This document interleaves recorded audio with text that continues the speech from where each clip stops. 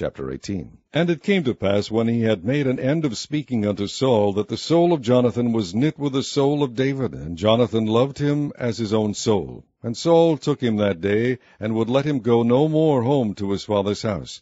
Then Jonathan and David made a covenant, because he loved him as his own soul.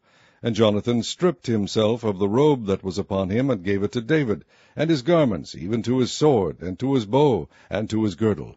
And David went out whithersoever Saul sent him, and behaved himself wisely. And Saul set him over the men of war, and he was accepted in the sight of all the people, and also in the sight of Saul's servants. And it came to pass, as they came, when David was returned from the slaughter of the Philistine, that the women came out of all cities of Israel, singing and dancing, to meet King Saul, with tabrets, with joy, and with instruments of musick. And the women answered one another as they played, and said, Saul hath slain his thousands, and David his 10,000s. And Saul was very wroth, and the saying displeased him. And he said, They have ascribed unto David 10,000s, and to me they have ascribed but thousands, and what can he have more but the kingdom? And Saul eyed David from that day and forward. And it came to pass on the morrow, that the evil spirit from God came upon Saul, and he prophesied in the midst of the house. And David played with his hand, as at other times, and there was a javelin in Saul's hand. And Saul cast the javelin, for he said, I will smite David even to the wall with it. And David avoided out of his presence twice.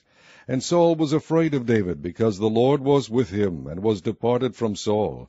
Therefore Saul removed him from him, and made him his captain over 1,000. And he went out and came in before the people. And David behaved himself wisely in all his ways, and the Lord was with him. Wherefore when Saul saw that he behaved himself very wisely, he was afraid of him. But all Israel and Judah loved David, because he went out and came in before them. And Saul said to David, Behold, my elder daughter Merab, her will I give thee to wife. Only be thou valiant for me, and fight the Lord's battles. For Saul said, Let not mine hand be upon him, but let the hand of the Philistines be upon him. And David said unto Saul, Who am I, and what is my life, or my father's family in Israel, that I should be son-in-law to the king? But it came to pass at the time when Merab Saul's daughter should have been given to David, that she was given unto Adriel the Maholathite to wife. And Michal Saul's daughter loved David, and they told Saul, and the thing pleased him. And Saul said, I will give him her, that she may be a snare to him, and that the hand of the Philistines may be against him. Wherefore Saul said to David, Thou shalt this day be my son-in-law in the one of the twain. And Saul commanded his servants, saying, Commune with David secretly, and say, Behold, the king hath delight in thee, and all his servants love thee. Now therefore be the king's son-in-law. And Saul's servants spake those words in the ears of David. And David said, Seemeth it to you a light thing to be a king's son-in-law, seeing that I am a poor man and lightly esteemed? And the servants of Saul told him, saying, On this manner spake David.